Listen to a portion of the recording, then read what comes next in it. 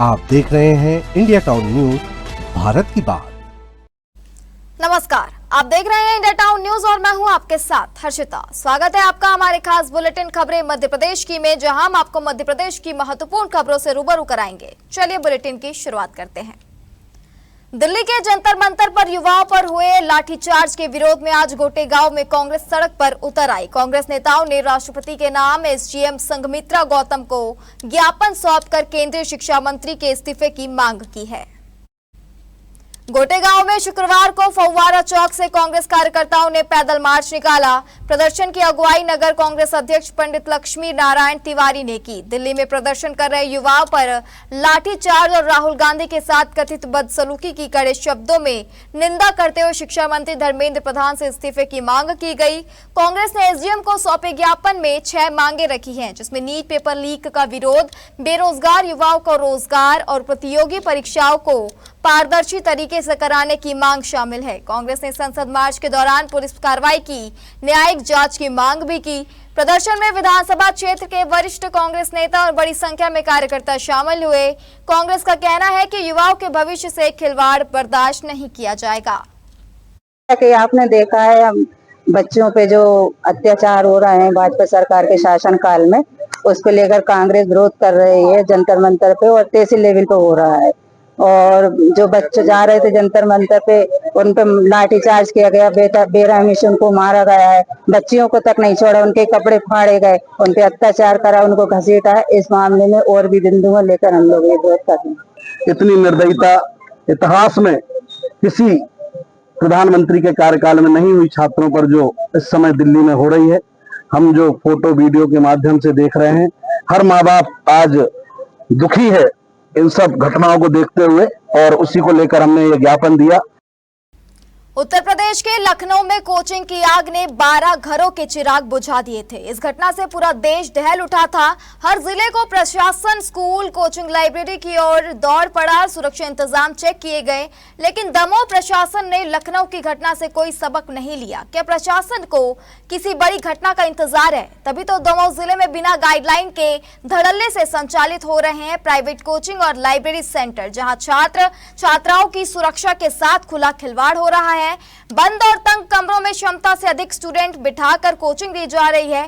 देखिए India town news channel के लिए दमोह से इम्तियाज चिश्ती की जमीनी पड़ताल। दमोह नगर के कोचिंग सेंटर खतरे से खाली नहीं है, जहां ना पर्याप्त फायर सेफ्टी के इंतजाम है और ना इमरजेंसी एग्जिट। अगर अचानक आग लग जाए तो बच्चा कैसे अपनी जान बचाएंगे? बाहर निकलने के लिए मात्र 3 फीट का एक ही दरवाजा है, वो भी नीचे। प्रशासनिक अधिकारियों का ध्यान आकर्षित कराया गया तो सिर्फ खाना पूर्ति करके मामला ठंडे बस्ते में डाल दिया जाता है। प्रशासनिक निर्देशों को कोरा कागज समझकर कोचिंग संचालक नजरअंदाज कर देते हैं।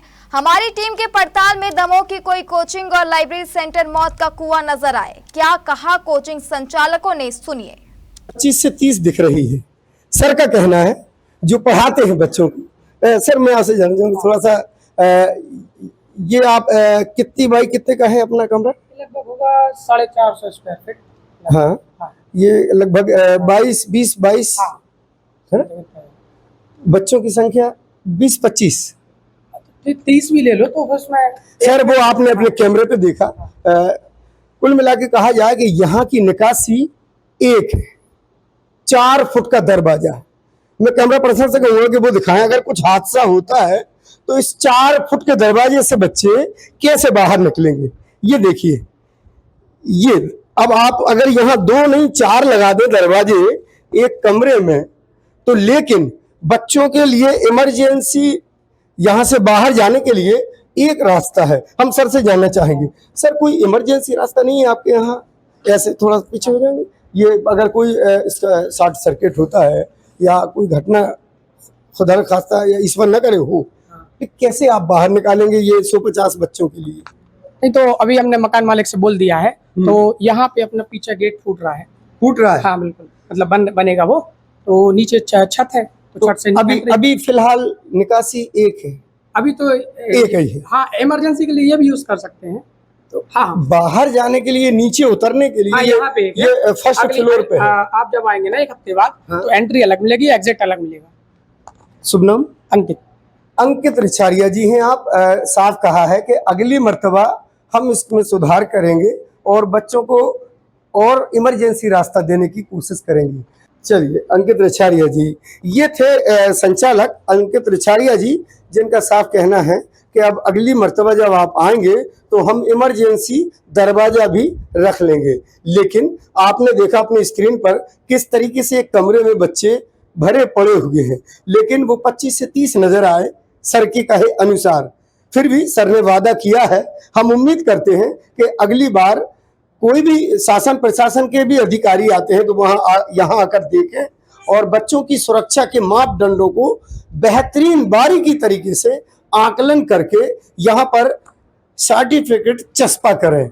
ऐसा नहीं कि आप आए और खाने पूर्ति की और ये कागज चिपका के चले गए। ये जिम्मेदारी बनती है जिले के आला अधिकारियों की और शिक्षा विभाग की। इम्तियाज चिश्ती, दमोह। हमारी टीम ने जब दमोह शहर में कई कोचिंग सेंटर, लाइब्रेरी का जायजा लिया तो नतीजे हैरान करने वाले सामने आए। राधे लाइब्रेरी, हंस वाहिनी, JJ institute, Takshashila academy, the central library जैसे कुछ प्राइवेट शैक्षणिक संस्थान ऐसे हैं जहां विद्यार्थी जरा भी सुरक्षित नहीं है। अगर अचानक आग लगने या भगदड़ मचने की घटना घटती है तो इन कोचिंग सेंटरों से निकलने के लिए एकमात्र छोटा सा दरवाजा, वो भी काफी नीचे और बच्चे छत पर। जी, इस संबंध में कोचिंग सेंटर्स और लाइब्रेरी के संबंध में एसडीएम साहब और जिला शिक्षा अधिकारी महोदय द्वारा जांच की गई थी और उन्होंने कोचिंग सेंटर्स का भ्रमण किया था। वह जांच रिपोर्ट मुझे कल प्राप्त हुई है और उस संबंध में कार्रवाई के मैंने निर्देश दिए हैं संबंधितों को। अभी तो हमारे द्वारा शिक्षा विभाग के अधिकारियों को भेज करके चेक कराया गया तो उनके द्वारा बताया गया कि गेट कंजेस्टेड है और दूसरा गेट उनको करने के लिए निर्देशित किया गया है। साथ ही इसमें सीएमओ को अधिकार रहते हैं जो उन्हें अनुमति दी है, किस तरह की अनुमति दी है। हाँ, आए हैं। अभी पीजी कॉलेज से भी 2 लोग आए थे, सर लोग आए थे और अपने कार्यालय एसडीएम कार्यालय से भी आए हुए थे। तो उन्होंने बताया कि मतलब इमरजेंसी एग्जिट की व्यवस्था करवाएं, सारे निर्देश दिए उन्होंने अपन को संज्ञान में लेके। लाइब्रेरी सेंटर में मुआयना करने निकले हैं। अब मैं कैमरा पर्सन से कहूँगा कि वो लाइब्रेरी दिखाएं जो तीसरे माले पर बच्चे पढ़ाई कर रहे हैं। ये देखिए, MPIQ कोचिंग लाइब्रेरी, ये तीसरी मंजिल पे है। अब यहाँ पर तीसरी मंजिल पर बच्चे जाएंगे और वहां से कैसे उतरेंगे ये मैं आपको बहुत जल्दी में दिखाता हूँ। कैमरा पर्सन से कहूंगा कि फास्ट आए। ये देखिए, यहाँ से बच्चे जाते हैं। ये रास्ता है तीसरी मंजिल तक जाने के लिए। ये रास्ता पहुंचता है तीसरी मंजिल की कोचिंग के लिए। अब आप बताइए, बच्चे जब ऊपर जाएंगे और कभी कोई घटना अगर घटती है तो एक ही रास्ता है ये तीसरी मंजिल तक जाते हैं। ये आ गए हम इस कोचिंग सेंटर में। तो अभी देखा आपने, अभी हमने एक लाइब्रेरी दिखाई ये, और ठीक इसके ही सामने सेम कंडीशन जिसमें कोई तब्दीली नहीं, और इस ऊपर बिल्डिंग दिखाएंगे। कैमरा पर्सन से कहूंगा कि ये बिल्डिंग दिखाएं। ये बिल्डिंग है पूरी, और इस बिल्डिंग पर टंगे हुए हैं बच्चे। अगर कोई हादसा हो तो आने के लिए ये 4 फुट का दरवाजा ही है। आइए मैं वो दरवाजा भी दिखाता हूं आपको। ये देखिए, ये बच्चे निकलने का रास्ता है। अगर कोई हादसा होता है तो यहां से बच्चे निकलेंगे। इधर आइए आप, ये देखिए आप, ये दमोह के कोचिंग सेंटर का हाल है। और हम अब यहाँ ऊपर आ गए हैं और ये ऑफिस है। और यहाँ आइए हम दिखाते हैं आपको, ये क्लास चल रही है। ये देखिए आप, यहाँ क्लास है। यहाँ आइए, उस तरफ भी क्लास है ना। इंदौर लोकायुक्त पुलिस ने इंदौर नगर निगम की एक वार्ड प्रभारी को रिश्वत लेते हुए रंगे हाथ गिरफ्तार किया है। कार्रवाई भंवर कुआं क्षेत्र में की गई, जहां आरोपी महिला कर्मचारी शिकायतकर्ता से 5,000 रुपए की रिश्वत ले रही थी। मामले में एक अन्य नगर निगम कर्मचारी को भी आरोपी बनाया गया है। दोनों पर भ्रष्टाचार निवारण अधिनियम के तहत केस दर्ज कर कार्रवाई की गई। संबल योजना का लाभ दिलाने के लिए 20,000 रुपए की रिश्वत मांगी गई थी। ग्राम लिंबोदी निवासी आवेदक आशीष चौधरी ने लोकायुक्त कार्यालय इंदौर में शिकायत दर्ज कराई थी। शिकायत में बताया गया था कि उसके पिता के निधन के बाद संबल योजना के तहत मिलने वाली 2 लाख रुपए की सहायता राशि स्वीकृत कराने के लिए नगर निगम के जोन क्रमांक 13 की वार्ड प्रभारी संध्या पथरोड और वार्ड प्रभारी सहायक हरभजन सिंह सलूजा उसे रिश्वत की मांग कर रहे हैं। सत्यापन में शिकायत सही पाई गई। यह भी सामने आया कि दोनों आरोपियों ने 20,000 रुपए की मांग की थी, जिसे बाद में 15,000 रुपए में 3 किश्तों में लेने पर सहमति बनी। लोकायुक्त निरीक्षक प्रतिभा तोमर के नेतृत्व में टीम ने भंवर कुआ क्षेत्र स्थित दीनदयाल गार्डन के पीछे की गली में जाल बिछाया, जहां शिकायतकर्ता से 5,000 रुपए की पहली किस्त लेते हुए वार्ड प्रभारी संध्या पथरोड को रंगे हाथों पकड़ लिया गया। लोकायुक्त पुलिस ने आरोपी संध्या पथरोड और हरभजन सिंह सलूजा के खिलाफ भ्रष्टाचार निवारण अधिनियम के तहत केस दर्ज कर लिया है।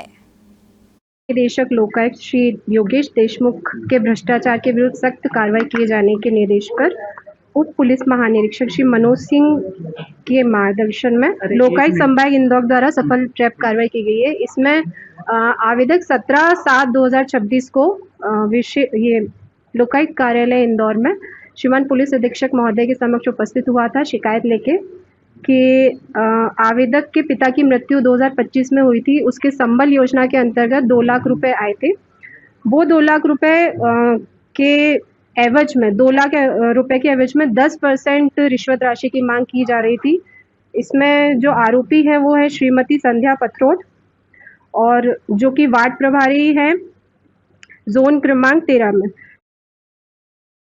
दिल्ली के जंतर मंतर पर छात्रों के साथ हुई कथित मारपीट की गूंज अब मध्य प्रदेश के शाजापुर जिले के कालापीपल में भी सुनाई दे रही है। कालापीपल के पंचमुखी चौराहे पर कांग्रेस कार्यकर्ताओं ने नारेबाजी और प्रदर्शन करते हुए केंद्र सरकार का विरोध किया। दिल्ली में छात्रों पर हुए लाठीचार्ज और अत्याचार के विरोध में कांग्रेस सड़कों पर उतर आई है।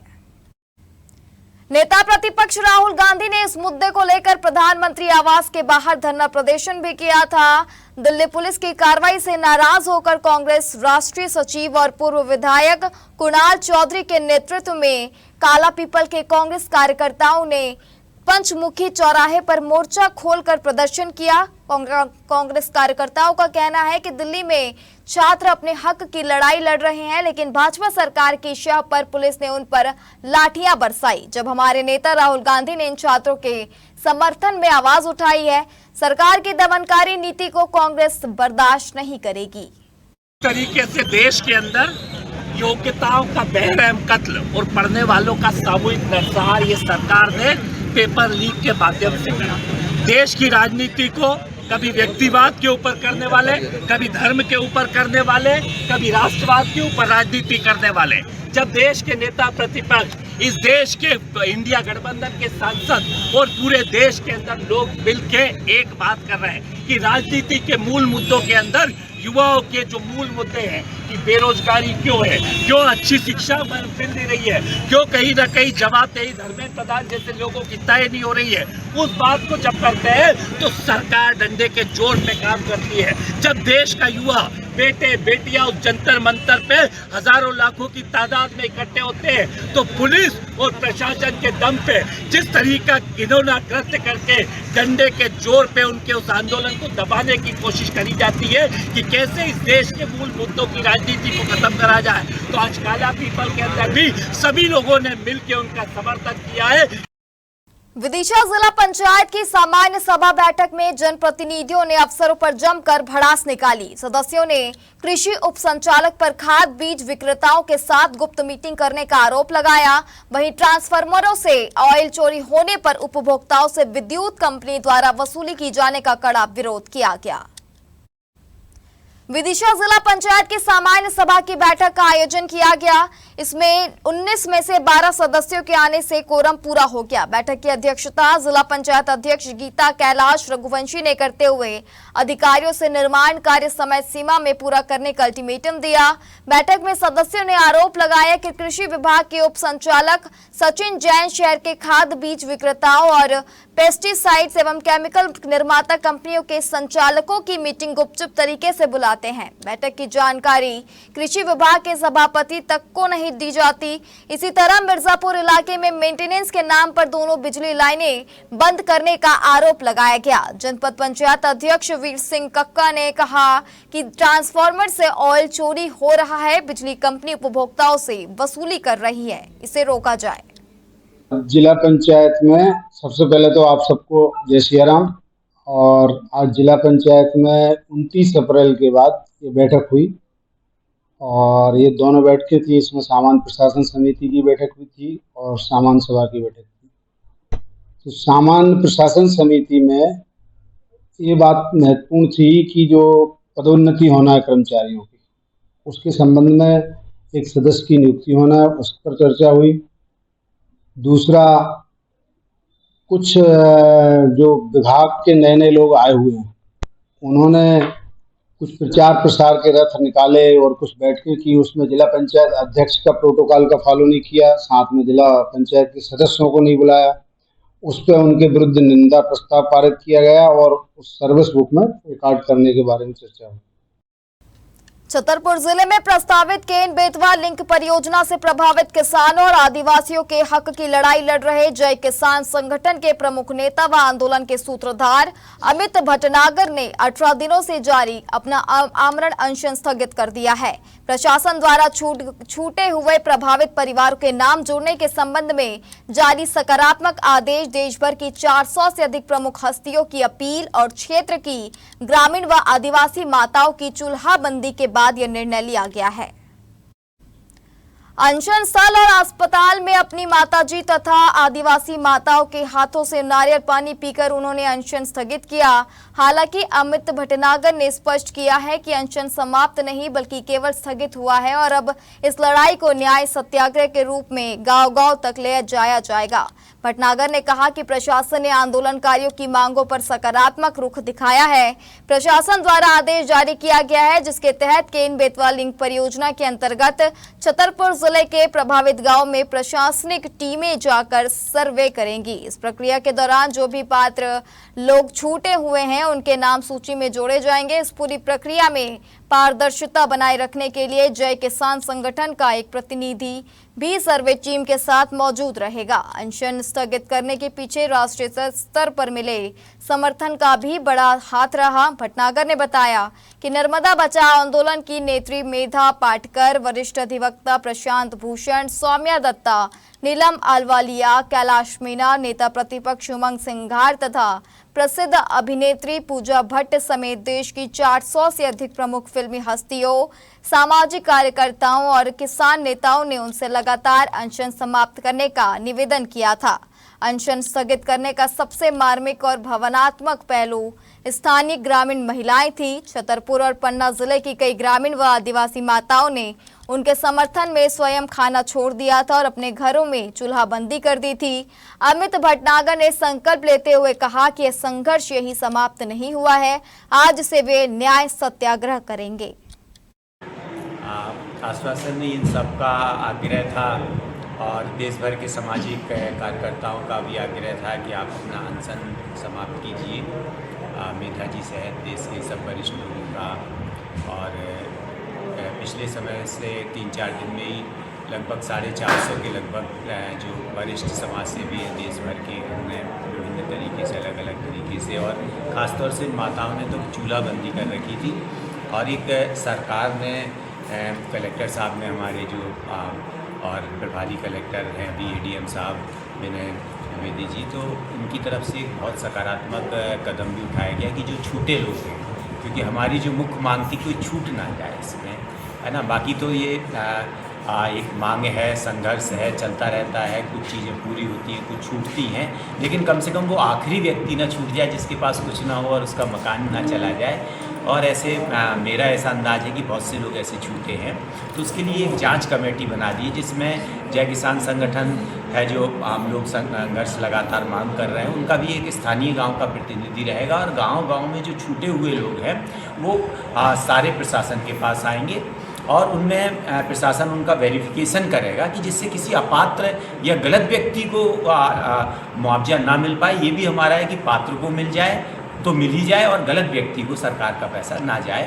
तो वो अपनी जांच करेंगे। जांच के बाद जहां आपत्तियां होंगी तो आपत्ति सहित हमको बताया जाएगा। अगर फिर भी अगर कोई व्यक्ति के पास डॉक्यूमेंट है और वो ये प्रमाणित कर पाता है कि नहीं ये आपत्ति गलत है और वो इस गांव का है, तो फिर से वो प्रशासन के सामने अपना आवेदन करेगा और ऐसे हर आखिरी व्यक्ति को न्याय। ये सहयोग से नहीं है, उनसे वार्तालाप की गई, उनकी वार्तालाप में सकारात्मक भावना थी। उनका उद्देश्य था जो रोज़ व्यक्ति यहाँ से शिकायत करने के लिए जा रहा है तो उनकी शिकायतों का जो शिकायतें प्राप्त हुई हैं कि हमारे को मुआवजा नहीं मिला, उस संबंध में वो लोग इकट्ठी जांच करा लें।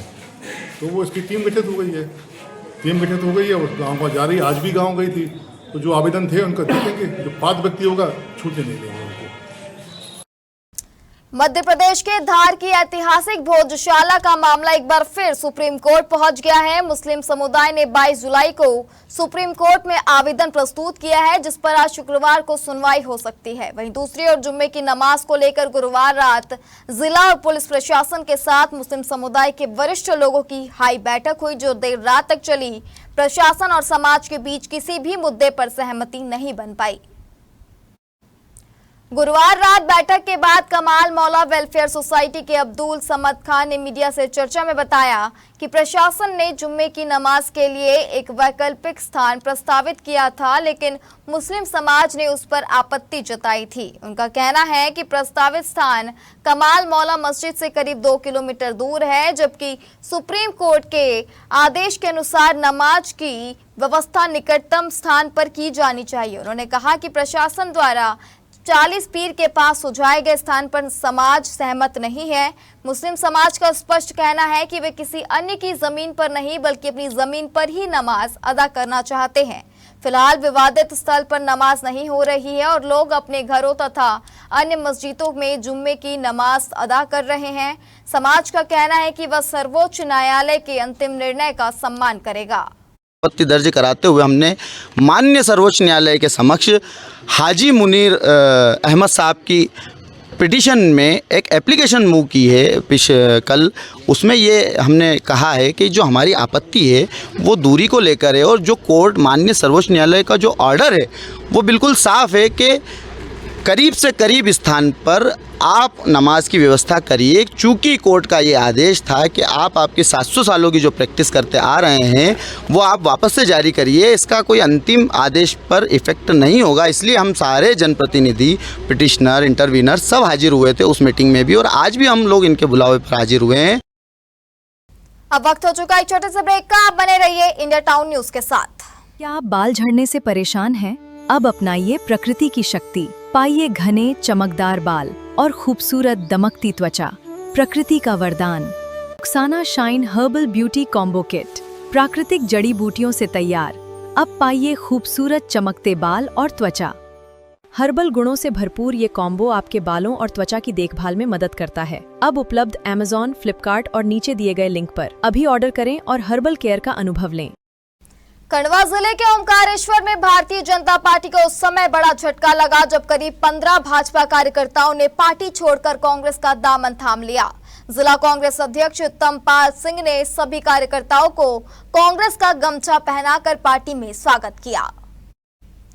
भाजपा छोड़कर कांग्रेस में जा मिले कार्यकर्ताओं ने मानधाता विधायक नारायण पटेल पर गंभीर आरोप लगाए। उनका कहना है कि विधायक उनकी बात नहीं सुनते थे और फोन तक नहीं उठाते थे। कार्यकर्ताओं का आरोप है कि लगातार उपेक्षा और अनदेखी से नाराज होकर उन्होंने भाजपा छोड़ने का फैसला लिया। वहीं जिला कांग्रेस अध्यक्ष उत्तमपाल सिंह ने इसे भाजपा की अंदरूनी नाराजगी का नतीजा बताते हुए बड़ा बयान दिया। उन्होंने कहा कि आने वाले समय में और भी लोग कांग्रेस से जुड़ेंगे। अब देखना होगा कि भाजपा इन आरोपों को क्या जवाब देती है और इस घटनाक्रम का मानधाता की राजनीति पर क्या असर पड़ता है। मतलब हर वक्त में इनका साथ देता था, लेकिन अभी 2-3 बार हम खंडवा ऑफिस गए थे कलेक्टर साहब के पास में, तो विधायक जी को हमने फोन लगाया, विधायक जी ने फोन उठाया नहीं। उसके बाद में दादा को फोन लगाया, दादा 15 मिनट में वहां पहुंच गए। तो हमारे लिए तो पहले ये है ना, तो हम इनके साथ में हमेशा रहना चाहते हैं। आज भारतीय जनता पार्टी के कुछ हमारे साथी कांग्रेस में आए हैं। रितेश पुरोहित जी हैं, संतोष है, लक्ष्मण है, और उनके साथ में और तमाम साथियों को मैं कांग्रेस में स्वागत करता हूं। और यहाँ आने के बाद में एबीवी से जुड़ के शशांक भैया के साथ युवा मोर्चा में जुड़ा, उनके साथ काम किया, उनको पूरा सहयोग करा। उसके बाद यहाँ पे जितनी संख्या बढ़ती गई बीजेपी की, वो पुराने लोगों को भूलते। मंदसौर जिले में चलाए जा रहे नशे से दूरी है जरूरी 2.0 अभियान के तहत अफजलपुर थाना पुलिस ने बड़ी कार्रवाई करते हुए एक स्कॉर्पियो वाहन से 465 किलोग्राम अवैध डोडा चूरा जब्त किया है। पुलिस ने मौके से डोडा चूरा और स्कॉर्पियो वाहन सहित करीब 21,30,000 रुपए की संपत्ति जब्त की है, जबकि तस्कर अंधेरे का फायदा उठाकर फरार हो गए। पुलिस के अनुसार रात्रि गश्त के दौरान संदिग्ध वाहनों की जांच की जा रही थी। इसी दौरान गुजरात आरटीओ में रजिस्टर्ड संदिग्ध स्कॉर्पियो को रोकने का प्रयास किया गया। पुलिस को देखकर चालक वाहन छोड़कर मौके से फरार हो गया। वाहन की तलाशी लेने पर उसमें रखा 465 किलोग्राम डोडा चूरा बरामद हुआ, जिसकी अनुमानित कीमत 9,30,000 रुपए बताई गई है। साथ ही करीब 12 लाख रुपए कीमत की स्कॉर्पियो को भी जब्त कर लिया गया है। दुष्कर्म और कथित लव जिहाद के आरोपी के अवैध निर्माण को प्रशासन और पुलिस की टीम ने आज जमींदोज कर दिया। 16,000 वर्ग फीट जमीन पर बने टीन शेड को ढहाने में 6 जेसीबी मशीनों को 3 घंटे का समय लगा। आरोपी के लिए टर्फ को गिराने के लिए हिंदू संगठन प्रशासन पर दबाव बनाए हुए थे। आज सुबह विधायक सचिन बिरला ने मुख्यमंत्री मोहन यादव को पूरे मामले से अवगत कराया। इसके बाद बिना स्वीकृति के सनावद नगर की सीमा में कृषि भूमि पर बनाए गए क्रिकेट टर्फ को एसडीएम सत्यनारायण दर्रो, एसडीओपी अर्चना रावत, तहसीलदार केसिया सिंह सोलंकी, बड़वा के तहसीलदार एवं मुख्य नगर पालिका अधिकारी राजेंद्र मिश्रा की उपस्थिति में राजस्व और नगर पालिका के दल ने 6 जेसीबी से सुबह 11 एलए टर्फ को तोड़ने का कार्य शुरू किया, जो दोपहर 1 बजे तक चला। अवैध निर्माण पूरी तरह जमींदोज हो गया। लगभग 16,000 वर्ग फीट जमीन 50 लाख रुपए की लागत से बने टर्फ को प्रशासन ने मात्र 3 घंटे में जमींदोज कर दिया। आरोप है कि इसी टर्फ पर जुनैद अहमद के लड़के माहीन अहमद ने हिंदू समाज की लड़की के साथ दुष्कर्म किया था। पुलिस ने प्रकरण दर्ज कर उसे जेल भेज दिया है। हिंदू संगठन जुनैद अहमद की संपत्तियों को जमींदोज करने के लिए प्रशासन पर लगातार दबाव बनाए हुए थे। आज सुबह हिंदू संगठनों ने खरगोन रोड स्थित पीडब्ल्यूडी रेस्ट हाउस पर विधायक सचिन बिरला से टर्फ को जमींदोज करने के लिए चर्चा की। ये केवल एक प्रजापत समाज का विषय नहीं था, ये संपूर्ण हिंदू समाज का विषय था। लव जिहाद, लैंड जिहाद जैसी घटनाएं हमारे इस प्रदेश में लगातार बढ़ रही हैं। क्योंकि यहाँ पर एक घटना घटी, हमारी एक बेटी के साथ दुर्व्यवहार हुआ। हमने उसके पूरे जो मनोरंजन का उसका सिस्टम था, टर्फ बना के रखा था, उसको आज ध्वस्त करने का निर्णय लिया। प्रशासन अभी बुलडोजर चला रहा है और मैं समझता हूँ प्रदेश के मुख्यमंत्री मोहन यादव जी इतने अति सक्रिय है। सुबह 9 बजे बात हुई और 11 बजे निर्णय हुआ। मैं समझता हूँ प्रदेश को एक अच्छा मुख्यमंत्री मिला है और हम सब लोग उनकी भूरी भूरी प्रशंसा कर रहे हैं। आज प्रशासन द्वारा एक टर्फ निर्मित हुआ था, जो बिना अनुमति के हुआ था, बिना टाउन कटिंग प्लान की स्वीकृति के हुआ था। तो उसको प्रशासन, पुलिस प्रशासन, राजस्व प्रशासन के सहयोग से उसको हटाया गया। कितने अमला लगा था सर इसके अंदर? अब अमला नगर पालिका का अमला भी था, पुलिस प्रशासन भी था, राजस्व प्रशासन भी था, सभी थे। कब से कार्रवाई शुरू की थी आपने? कार्रवाई करीबन 11 बजे चालू की है। कितने जेसीबी का उपयोग हुआ सर?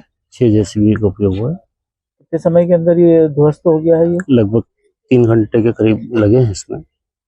जीटी एक्सप्रेस ट्रेन में बेहोश मिले दंपति में से मृत पत्नी मुस्कान के परिजन आखिरकार नहीं आए। अंततः पुलिस ने मुस्कान का अंतिम संस्कार कर दिया। भोपाल से बीना की ओर जाते समय जनरल बोगी से उमेश जाटव और उनकी पत्नी मुस्कान को भी बेसुध हालात में विदिशा स्टेशन पर उतारा गया था। विदिशा मेडिकल कॉलेज में इलाज के दौरान 17 तारीख को मुस्कान की मौत हो गई। उसके बाद 5 दिन तक धौलपुर, आगरा और आसपास के क्षेत्र में उसके परिजनों की तलाश की जाती रही, लेकिन परिजन नहीं मिले। वहीं उमेश की हालत में सुधार न आने पर उसे भोपाल रेफर किया गया है। मुस्कान के परिजनों के न मिलने पर जीआरपी विदिशा ने पति उमेश की सहमति से मुक्तिधाम के पास मुस्कान का कफन दफन कर दिया। बताया गया कि 1 साल पहले उमेश और मुस्कान ने महाराष्ट्र के चंद्रपुर में प्रेम विवाह किया था। उसका नाम, घायल व्यक्ति ने अपना नाम बताया कि मैं उमेश जाटव हूँ, जो कि मैं उमरेड़ा धौलपुर का रहने वाला हूँ और ये लोग काम करने के लिए चंद्रपुर गए हुए थे, वहां से लौट के जीटी एक्सप्रेस से आ रहे थे, जब किसी अचानक तबीयत खराब होने से इनको एडमिट कराया गया। जो जानकारी उसने मृतिका के बारे में दी थी उस पर जानकारी ली गई, परंतु मृतिका के परिवारजनों की जानकारी ना मिलने पर जो उसका पति है उसकी सहमति से हमने उसकी कफन दफन की कार्रवाई कल दिनांक 22/7 को की है। हरदा जिला मुख्यालय स्थित कृषि उपज मंडी में शुक्रवार को कांग्रेस द्वारा किसानों के मुद्दों को लेकर महाचौपाल का आयोजन किया गया। कार्यक्रम में प्रदेश कांग्रेस अध्यक्ष जीतू पटवारी सहित कांग्रेस के बड़े नेता और बड़ी संख्या में किसान शामिल हुए। जीतू पटवारी ने मध्य प्रदेश सरकार पर किसानों से करने का वाद खिलाफी का आरोप लगाया। जीतू पटवारी ने कहा कि जब किसान अपनी मांगों को लेकर आंदोलन करते हैं तो सरकार उनकी समस्याओं का समाधान करने के बजाय उनके खिलाफ मुकदमे दर्ज कराती है। उन्होंने सरकार को किसान विरोधी बताते हुए कहा कि कांग्रेस किसानों के अधिकारियों की लड़ाई लगातार लड़ती रहेगी। पटवारी ने विशेष रूप से मूंग खरीदी का मुद्दा उठाते हुए कहा कि मुख्यमंत्री किसानों से मूंग खरीदने की घोषणा तो करते हैं, लेकिन जब खरीदी का समय आता है तो सरकार अपने वादे से पीछे हट जाती है। इससे प्रदेश के हजारों किसानों को आर्थिक नुकसान उठाना पड़ रहा है। उन्होंने चेतावनी दी कि यदि किसानों की समस्याओं का जल्द समाधान नहीं किया गया तो आने वाले दिनों में मध्य प्रदेश कांग्रेस प्रदेश भर में सरकार के खिलाफ बड़ा आंदोलन करेगी। एमएसपी से नीचे जितना भी दाम बिकता है उस पर एमएसपी में बिके, इसके लिए सरकार पहल करे। आज जिस तरीके से हमारे किसानों के हरदा के परिवारजनों ने ये आंदोलन किया है, ये सरकार को जगाने का आंदोलन है। हम किसानों से, किसान भाइयों से मैं आग्रह करना चाहता हूं, मध्य प्रदेश वासियों से, कि ये किसान की लड़ाई किसी पार्टी की लड़ाई नहीं है, विचार की लड़ाई नहीं है। ये लड़ाई है हम सबके, आप सबके, कांग्रेस और बीजेपी के सब किसानों के हित और अधिकारों। तो मैं फिर से मुख्यमंत्री जी से निवेदन करता हूं, आप 3 तारीख तक निर्णय लो, नहीं तो कांग्रेस पार्टी किसानों के हित में जहां जहां मूंग होते हैं वहां की सड़कें जाम करेगी। श्योपुर जिले में लंबे समय से विवादों में घिरे रहे मां शबरी आश्रम की जमीन को लेकर बड़ा घटनाक्रम सामने आया है। प्रशासन ने विवादित भूमि का सीमांकन करवाकर वहां मां शबरी आश्रम का बोर्ड स्थापित कर दिया है। साथ ही आश्रम के लिए चिन्हित स्थान पर नींव भी खोद दी गई है। बताया जा रहा है इस जमीन को लेकर लंबे समय से विवाद चल रहा था। मामले के समाधान के लिए प्रशासन के साथ साथ बीजेपी और कांग्रेस के कई नेताओं ने भी प्रयास किए। इन प्रयासों के बाद अब मां शबरी आश्रम के लिए जगह चिन्हित कर दी गई है। गौरतलब है कि कांग्रेस विधायक मुकेश मल्होत्रा ने मां शबरी आश्रम की जमीन की मांग को लेकर धरना दिया था। अब सीमांकन और बोर्ड लगाए जाने के बाद इसे विवाद के समाधान की दिशा में अहम कदम माना जा रहा है। इस दौरान मौके पर प्रशासनिक अधिकारी विधायक मुकेश मल्होत्रा, भाजपा मंडल अध्यक्ष हरनाथ देवरिया, मंडल उपाध्यक्ष जतिन राजपूत सहित अन्य जनप्रतिनिधि और स्थानीय लोग मौजूद रहे। हमारे खास बुलेटिन खबरें मध्य प्रदेश की में फिलहाल इतना ही। आप बने रहिए इंडिया टाउन न्यूज के साथ। नमस्कार। आप देख रहे हैं इंडिया टाउन न्यूज, भारत की बात।